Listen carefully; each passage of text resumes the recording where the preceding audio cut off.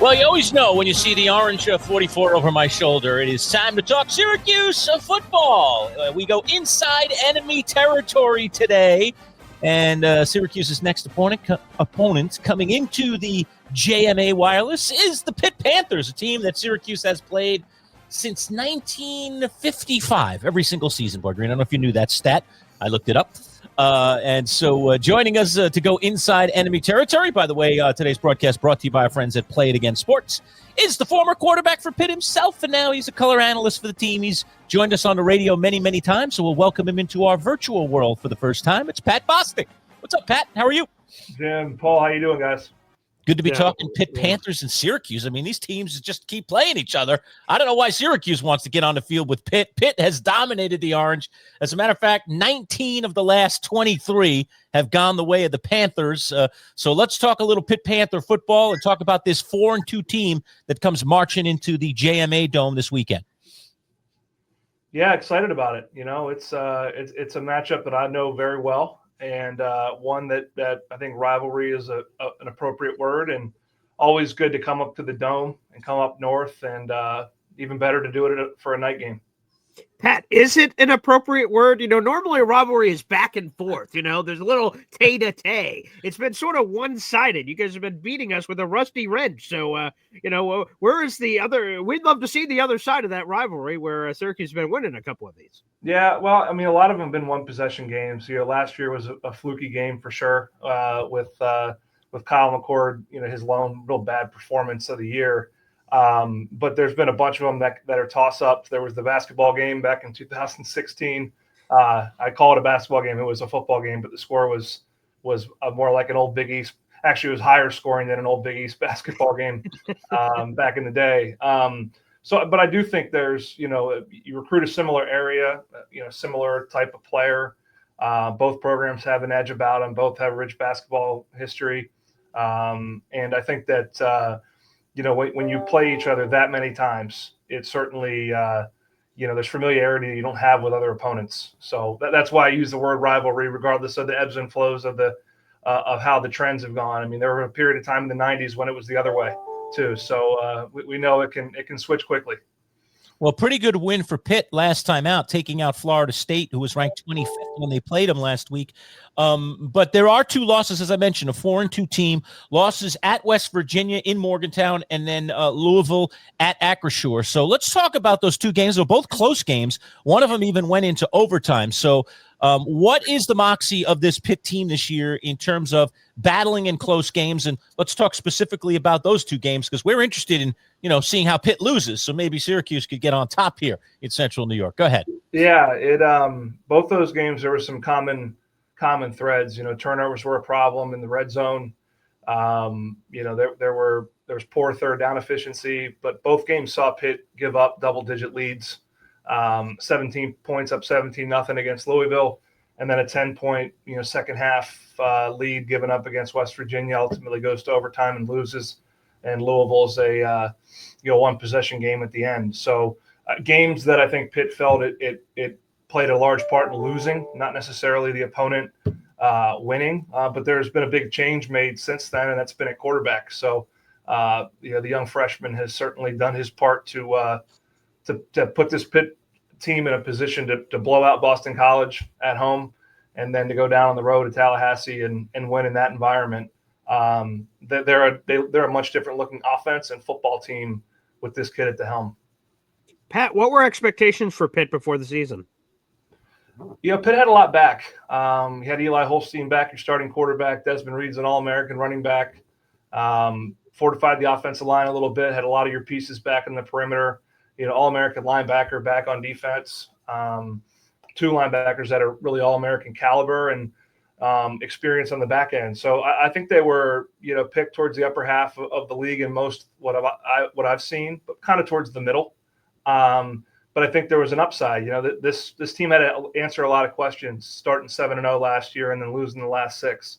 And a lot of those themes, you know, third down efficiency, continuity on offense, you know, not being, you know, Jekyll and Hyde and hot and cold, carried over into the 2 losses to start this season. So I think the skepticism was more around, could this offense be more consistent, keep the defense off the field? In the last 2 weeks they have. So things weren't in a very good place a couple weeks ago. A switch of quarterback and a couple, great performances in a row. And it's amazing how things can change.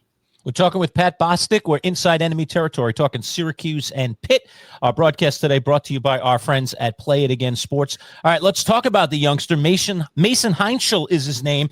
He's a true freshman from Oregon, Ohio. How did Pitt find this youngster, and what made Pat Narduzzi put him into the lineup? Because like you said, since he has 2 games ago, the kid is got the stuff, that's for sure. Yeah, it's a small town in I think Northwest Ohio, Clay High School. Hadn't had a lot of success. The story goes that he had a lot of opportunities to go to a private school and, bolster his image and amplify, his availability and profile. But he decided to stay where his dad went to high school and got him back to the state playoffs for the first time in forever. But in so doing, kind of went under the radar. A lot of schools didn't pick up on him until late. Pitt was an early believer in Mason, and he committed early and stuck with it despite some late interest from some power brokers and getting that 4th star late in the process last year.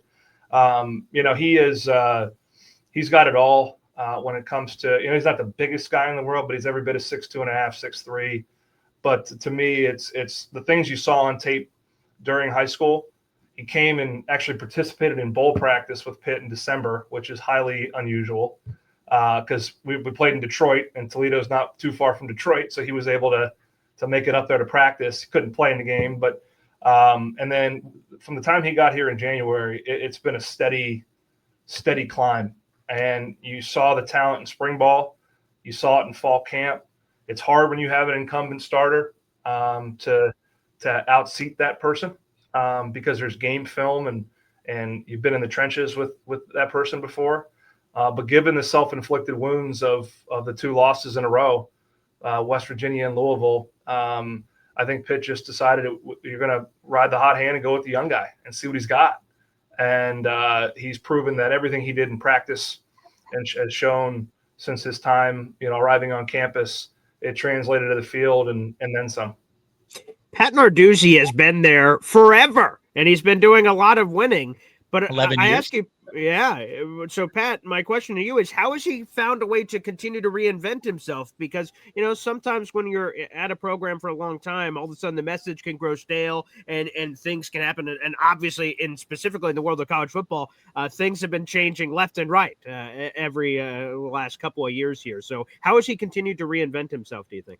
Yeah, I mean, I think this last go around, 2 years ago, going 3-9 and, the kind of the microcosm of that season was the Syracuse game up in the Bronx, where Pitt just couldn't get a first down in the game. And then, Pat has always kind of adopted a defensive first mentality where they're gonna come at you, they're gonna go after the quarterback, they're gonna press you outside. And offensively, he wanted to kind of counter that with, we're gonna run the ball and possess the football and win time of possession, take our shots when we want. And 2021 was a departure from that with Kenny Pickett and that offense.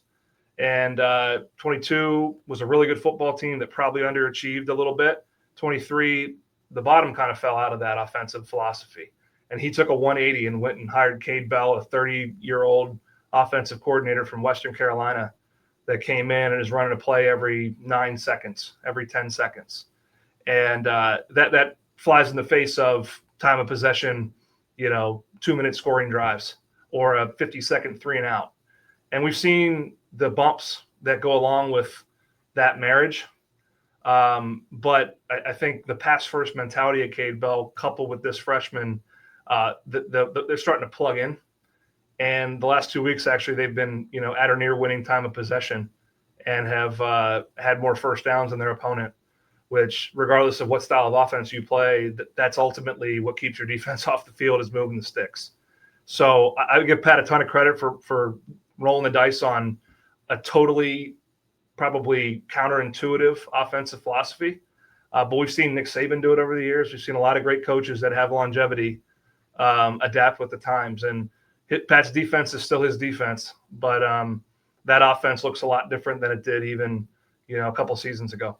One of the things, Pat, that jumps off at me on the stat sheet is the balance in the running game. I mean, if you include the two quarterbacks, 5 different guys land somewhere between 150 and 200 yards this season. So you don't have that bell cow. Talk to me about how they're, sharing that backfield, and what does the running game look like for Pitt? Because as you said, we're used to seeing a Pittsburgh team that is all about the run game. It seems like there's a little less emphasis this year, or certainly spreading it around a bit more. Yeah, I think they would fall in the category, to use a general term, of kind of throw to set up the run. They'll get the ball on the perimeter and RPO and things like that put stress on our defense. But they've got a lot of speed at tailback. They've gone through some versions of their offensive line this year. They've lost their left guard and left tackle. Left guard for the year. We're not sure about the left tackle Percy and his availability moving forward.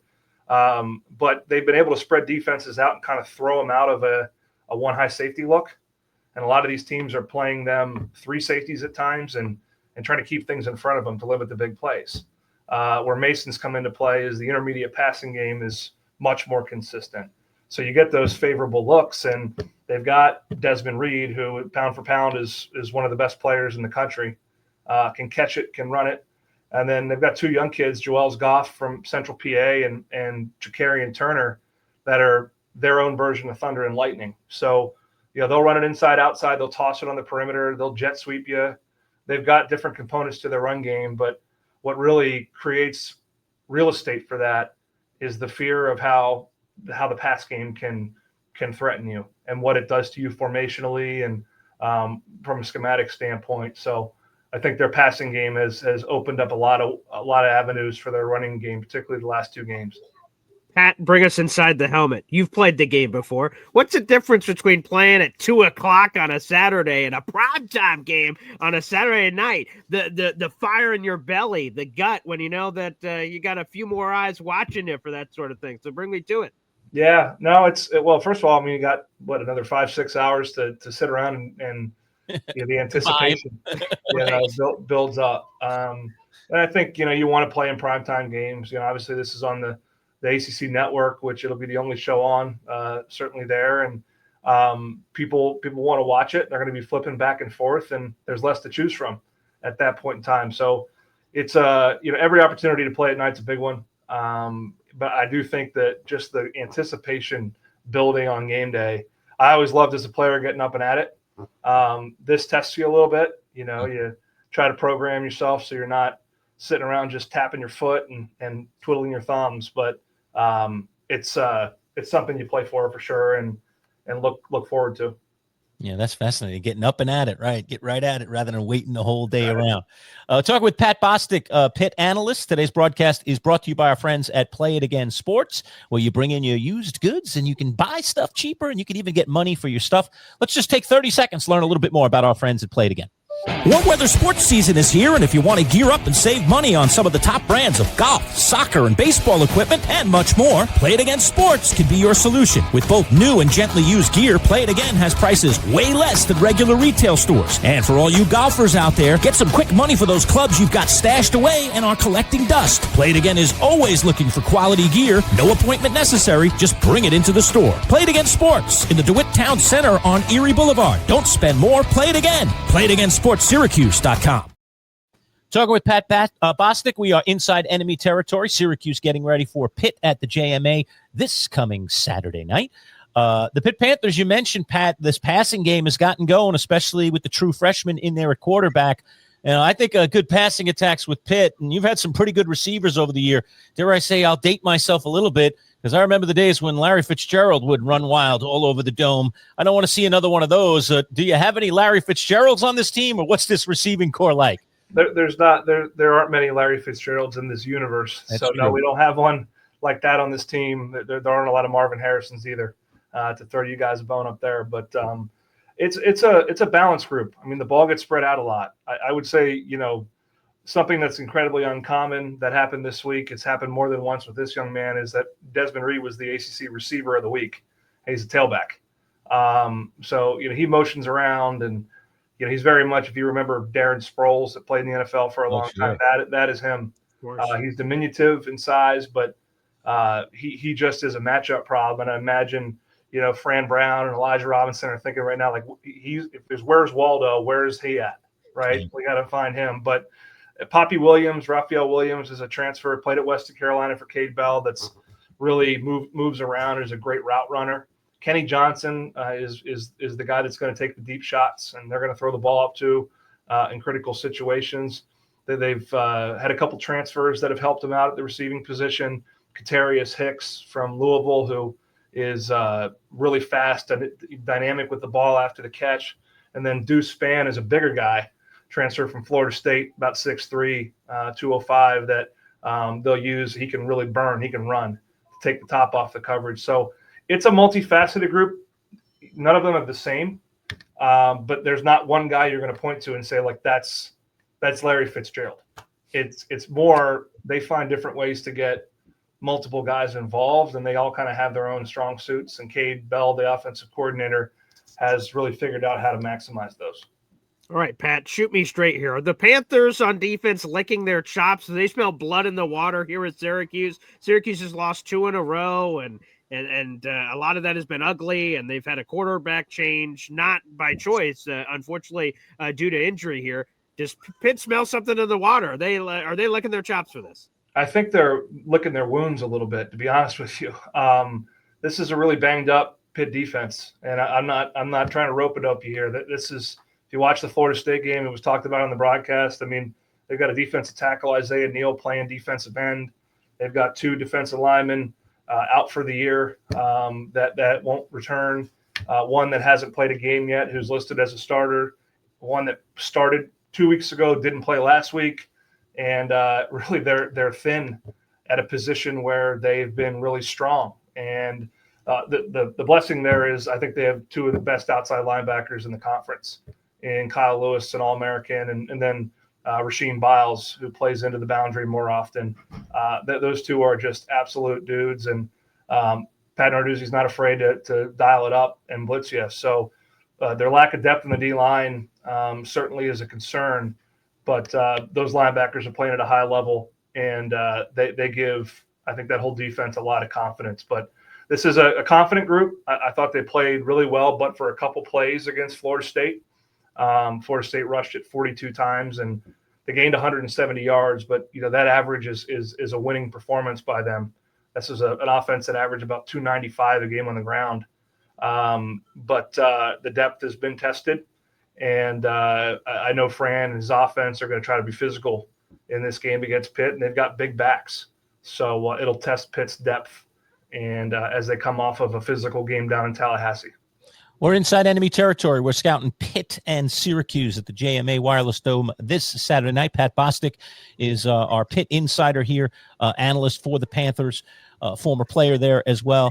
Pat, I love to ask this of all of our guests, and it's become a common thread for me to ask, what is your take from sitting in your perch in Pittsburgh on Fran Brown, what he's done at Syracuse, what he's doing at Syracuse, and even the fact that we've been hearing rumors this week that Penn State might be interested in this guy. I don't know if any of that's true, but let's talk about the pretty good start that he's had here and the reputation that he's very, very quickly, it seems, building.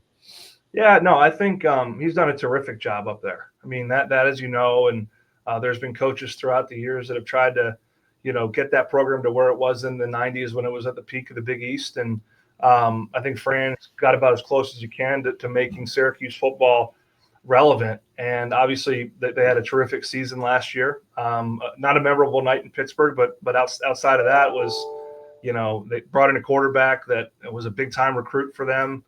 Started at Ohio State, came over and lit it up. Just had a legendary year. Fran's background as a recruiter, you can tell how he can relate to players. I think his players look up to him, and I think he sets the tone for everything they do in that program. I see a coach that's very authentic, that's himself regardless of circumstance, and cuts through. And at a place like Pitt or a place like Syracuse, where you got to fight for every bit of narrative you can get. I think Fran's done a really good job of kind of resetting the brand of Syracuse football. Obviously, the results are going to speak more loudly than anything, and they've hit some adversity after a huge win down in Clemson.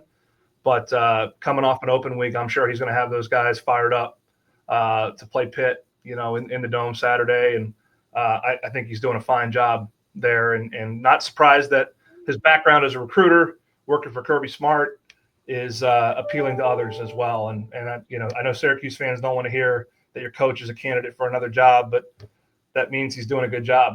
And it could be the other way, where no one wants your coach, and that's not a very good place to be either. That's a touche. That's a good point. All right, Pat, let's go back to your playing days one more time. Do you got any favorite or most memorable Syracuse moment from when you played them back in those Pitt Syracuse days? Huh? Yeah, way back in the day. Yeah, I mean, first of all, I'll go before I played. One of my childhood idols growing up was Perry Patterson.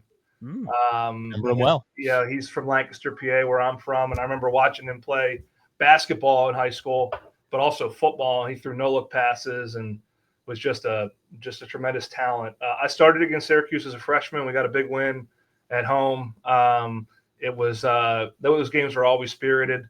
I would say coming up there, I always enjoyed the food coming up to Syracuse. And always this hot dog vendor, I think, right by the bus where we park outside the stadium. I forget the name of it, but like my parents would be out there, and in addition to your post game grab bag meal, you get a nice hot dog for the ride back to the airport. Hoffman's a solid. But I mean, the one thing that I kick myself about, and I've worked in the athletic department at Pitt for 13 years now, is I've never been to a basketball game up there. Wow. What? And come on, Pat. It's like I never went to the Big East tournament either, so I have to get that out of the way. I was just right at my time when it went away, unfortunately. But we're happy to be in the ACC together. Yeah. But I want to go up there for a hoops game, so that's on my list. But always love coming up to the Dome, and there's been some memorable games, and I have no doubt this will be no different. Pat, I recently I had never been to a basketball game as a fan at Pitt. And Curtis Aitken, who usually joins us when we talk Panthers basketball, had been inviting me up for years. My son ended up going to Carnegie Mellon University, so I was up and back from Pittsburgh quite often to see my son, and we made arrangements. And my son and I went to a game, and Curtis was very nice and put us up and got us terrific seats and got us in the club and the whole 9 yards. It was really, really nice. And I got to experience that place, and I really like that arena for hoops. I think the thing, if you get the chance to come to the Dome and see Syracuse, is just, what are they doing playing basketball in this massive place? Now they kind of cut down the building and the way that they kind of shape it for basketball, but you can still get over 30,000 people in there for a basketball game, which is remarkable. And we've had some that have had that kind of attendance where you're sitting so far back, you're looking over the other part of the crowd just to see the court. But people will do it when you've got a big team coming in like a Duke or something. So you've got that nice intimate thing. I like that. Not a bad seat in the house. We got some bad seats in the house, but we can fill the house unlike any other, university across the country for basketball, which is pretty cool. Yeah, there's no doubt. I gotta make it up there for a Pitt Cuse basketball game, and that's a rivalry too. That's fun. I mean, you talk about, and there's been more knockdown dragouts maybe on that front than a lot of others when it's over the years. But looking forward to getting up there on Friday and to a good ball game Saturday. All right, Pat. Well, always great to talk to you. I really appreciate the time. Thanks for joining us on a new virtual world. We'll look forward to seeing you virtually in the future. And best of luck to the Pitt Panthers this weekend. We'll see you guys. Appreciate you having me. All right. There he is, Pat Bostick, analyst for the Pitt Panthers.